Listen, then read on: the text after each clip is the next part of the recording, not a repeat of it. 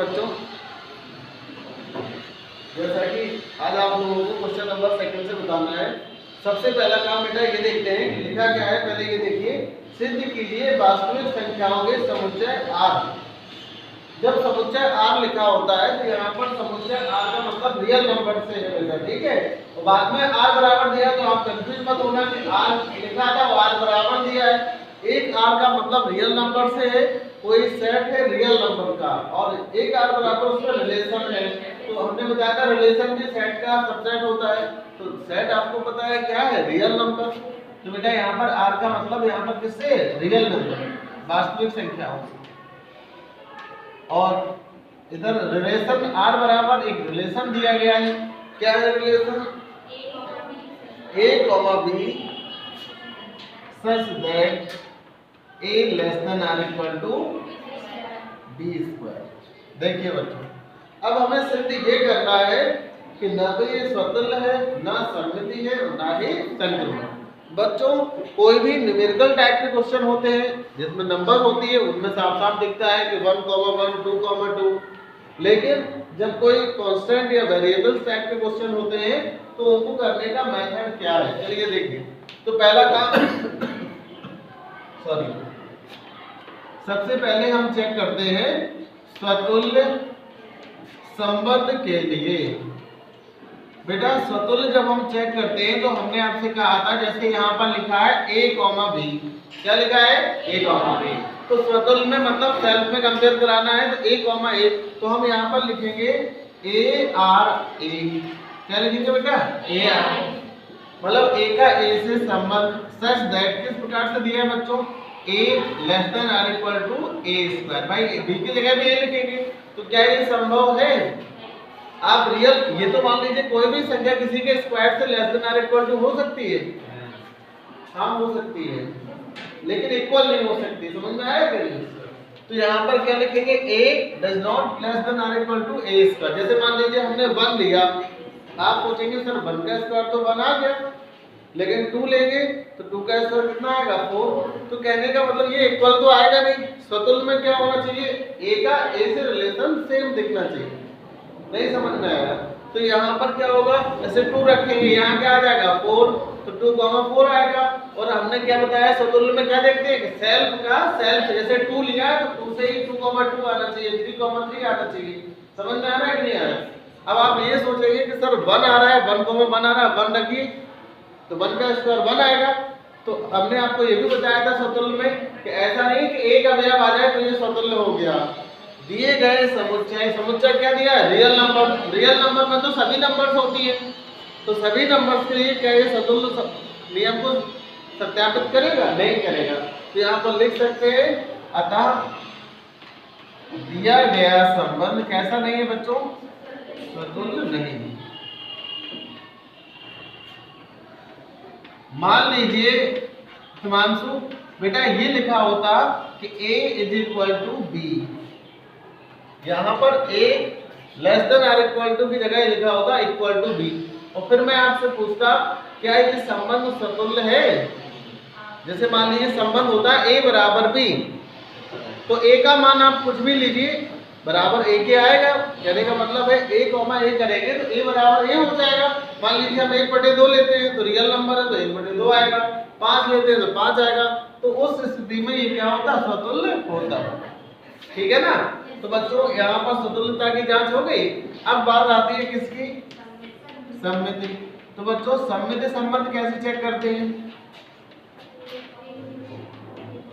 हाँ सममिति संबंध के लिए आपको ये नियम पता होना चाहिए कि कैसे चेक किया जाता है कि A का B से जो संबंध होता है बच्चों वही क्या होना चाहिए, बताइए, B का A से।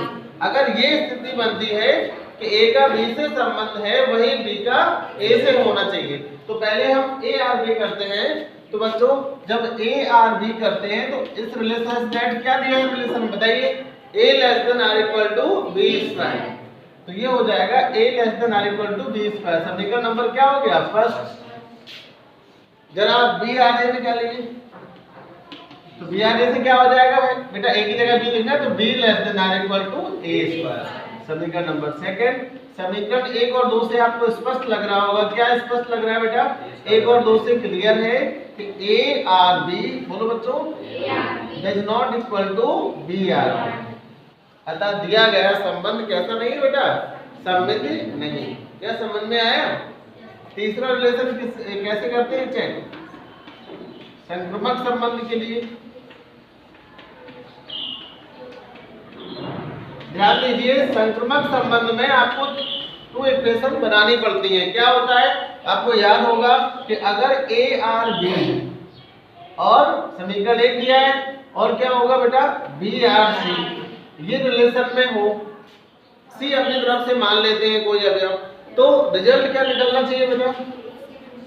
तो ए आर सी भी रिलेशन में होना चाहिए। ये कंडीशन होती है कि यदि ए आर बी, ए का बी से संबंध जो दिया है ये वाला मान लेते हैं, सेकंड वाला कि माना बी का सी से रिलेशन है, तो दोनों को हल करके किसका किससे संबंध आना चाहिए? ए का सी।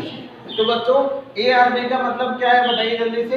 ए less than are equal to B square. समीकरण नंबर क्या हो गया? फर्स्ट। तो ये तो हम ए आर बी लिख लेते हैं, ये दिया गया है ना?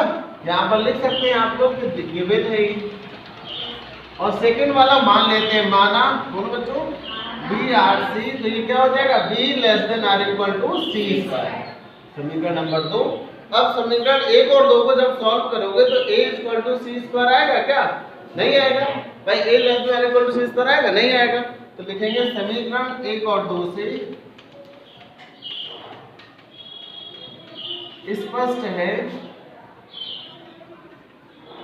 a does not equal to C square.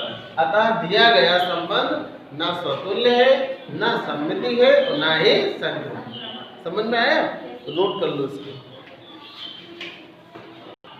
देखिए बच्चों, क्वेश्चन नंबर 3, उसमें करना क्या है?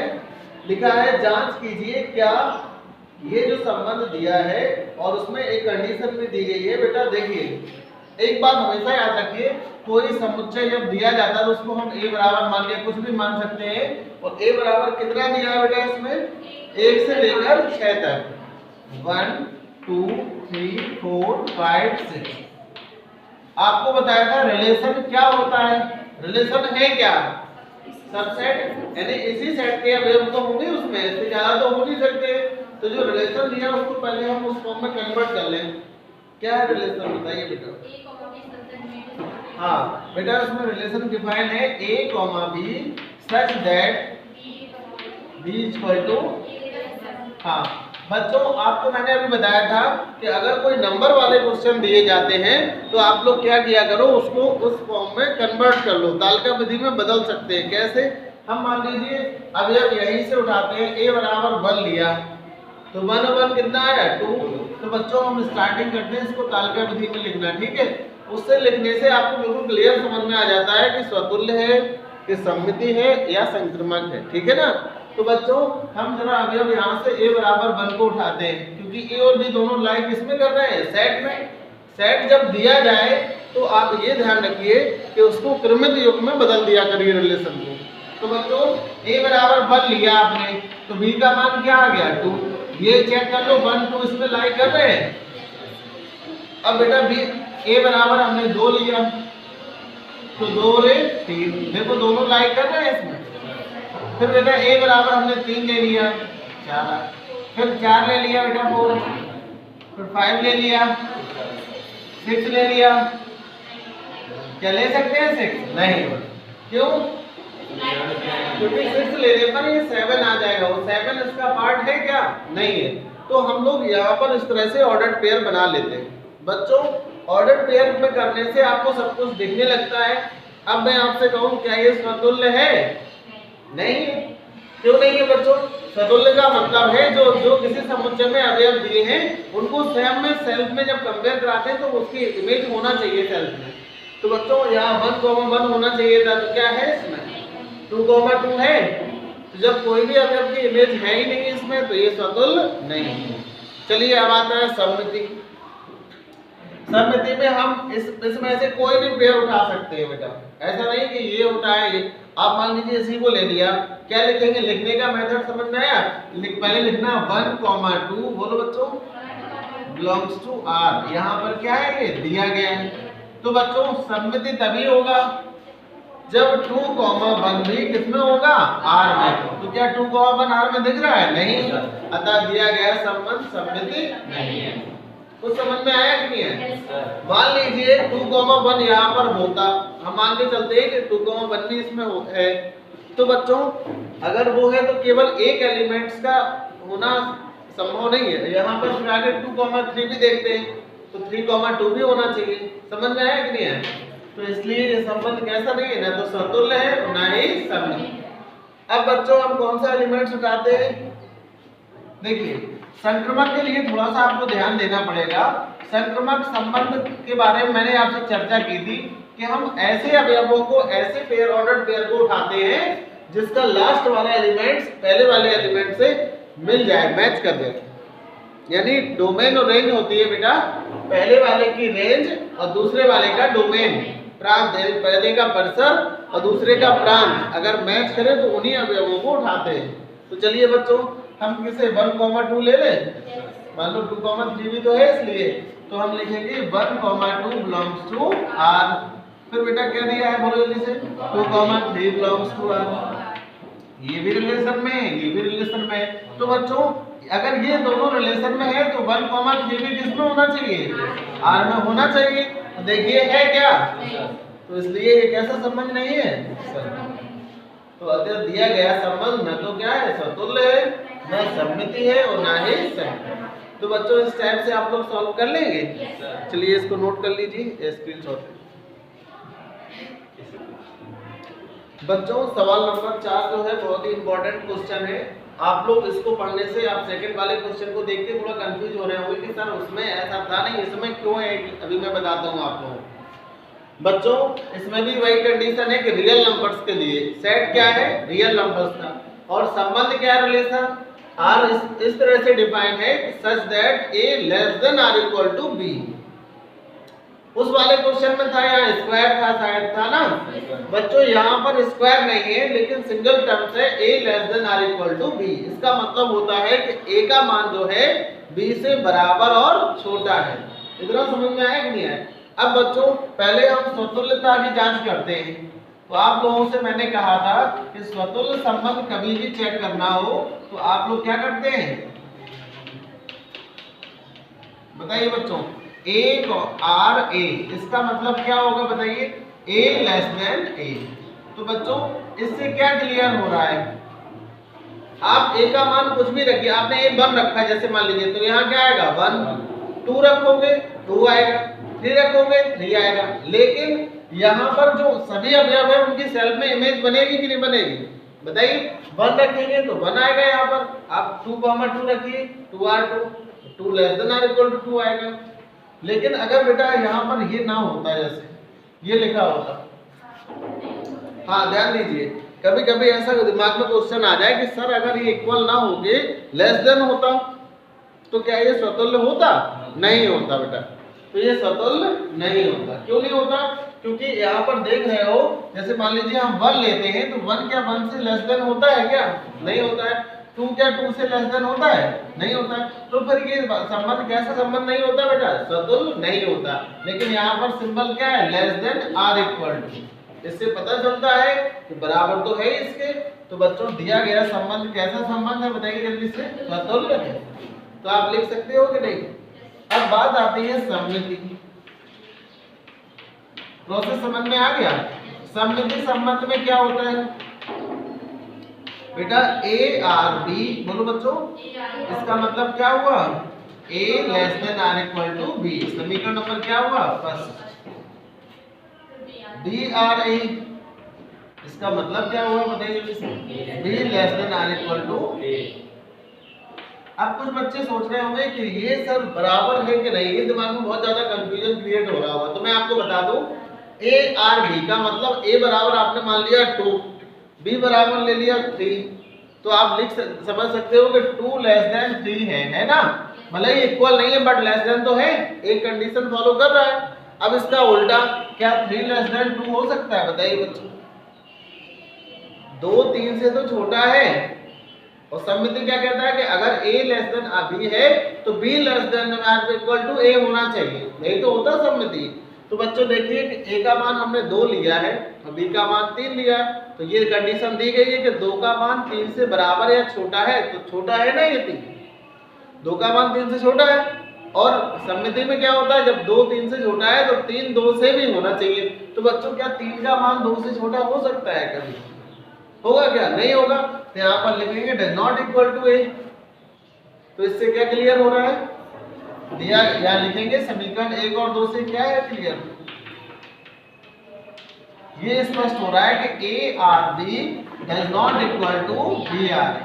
बच्चों लिखने का प्रोसेस समझ में आया कि ए बी रिलेशन में है लेकिन ये इसके बराबर नहीं आ रहा है और ये इसके इक्वल नहीं दिख रहा है, बी आर ए रिलेशन में है, तो इससे क्या सिद्ध हो गया कि सममिति नहीं है।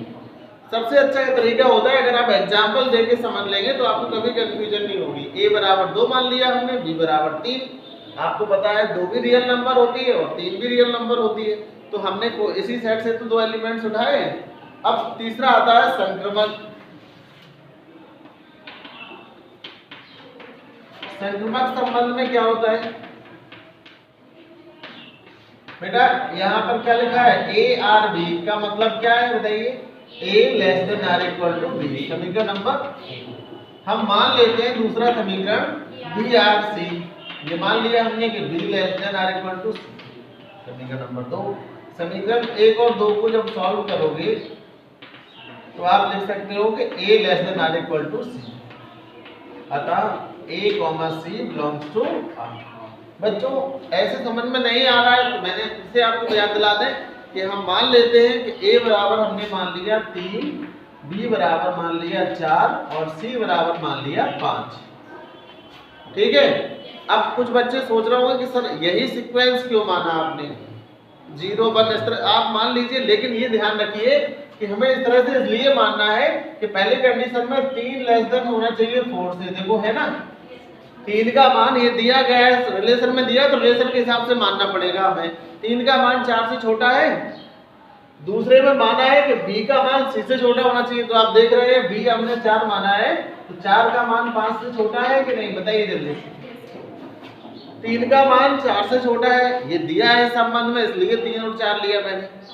4 का मान 5 से छोटा है, ये मान लिया हमने, ये माना जाता है कि ये b वाला मान c से छोटा है। अब आप इन दोनों से रिलेशन देखिए तो क्या 3 का मान 5 से छोटा होगा कि नहीं होगा, तो यहाँ समीकरण 1 और 2 से लिख सकते हैं 3 less than are equal to 5 लिख सकते हैं कि नहीं। तो ये संबंध कौन सा संबंध है बेटा, संक्रमण। तो अतः दिया गया संबंध स्वतुल्य है, सममिति नहीं है लेकिन संक्रमण या संक्रामक जो भी हो, ठीक है। ट्रांसिटिव रिलेशन है, रिफ्लेक्सिव है बट सिमेट्रिक नहीं, नोट कर लीजिए।